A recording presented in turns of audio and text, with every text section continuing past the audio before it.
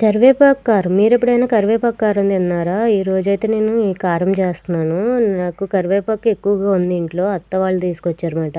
అందుకోసం కరివేపాకు హెల్త్‌కి చాలా మంచిది. కంటి చూపును కూడా మెరుగుపరుస్తుంది.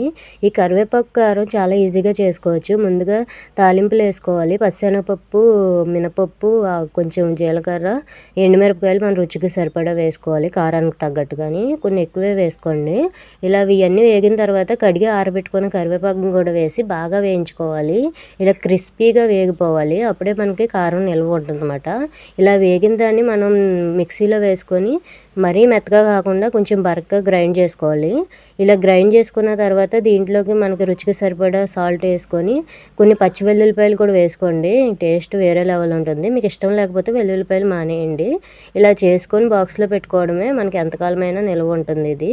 దీన్ని వేడివేడి అన్నంలో కానీ ఇడ్లీల్లో కానీ నెయ్యి వేసుకొని తింటే అదిరిపోతుంది టేస్ట్ అయితే. మీరు కూడా ట్రై చేసి ఎలా కుదిరిందో చెప్పండి.